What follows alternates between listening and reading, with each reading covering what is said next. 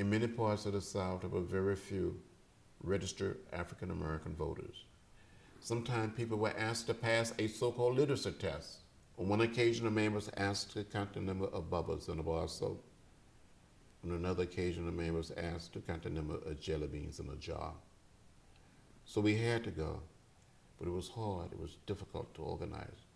There was so much fear. Selma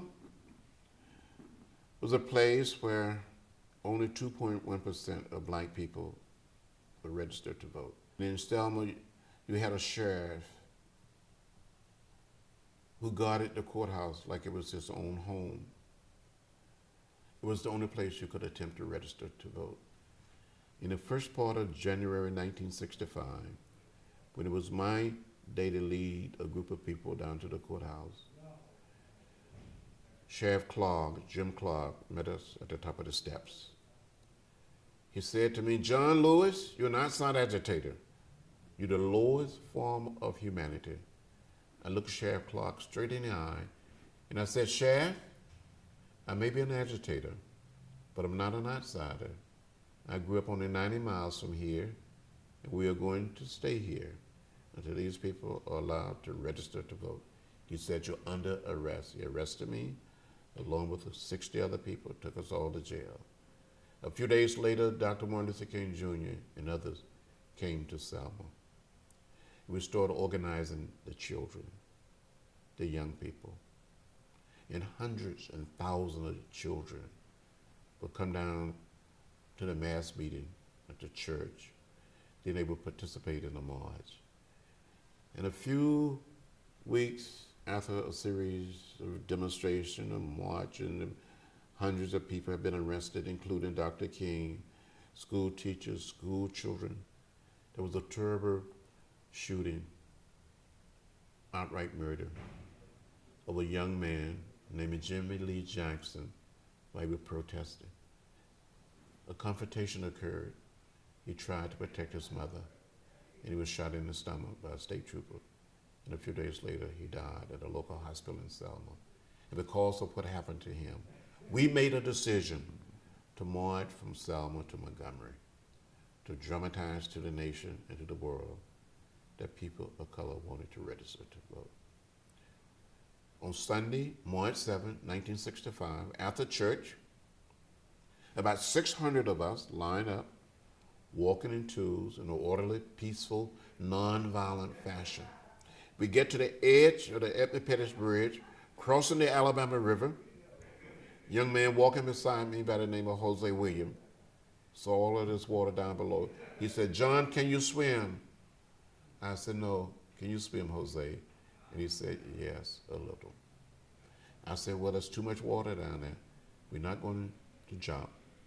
We're going forward." And we continued to walk. We came to the highest point on the Edmund Pettus Bridge. Down below, we saw a sea of blue, Alabama state troopers. And we continued to walk. And we came within hearing distance of the state troopers. And a man identified himself and said, "I am Major John Cloud of the Alabama State Troopers. This is an unlawful march. Would not be allowed to continue. I give you 3 minutes to disperse and return to your church." And Jose Williams said to the major, "Major, give us a moment to kneel and pray." And the major said, "Troopers, advance."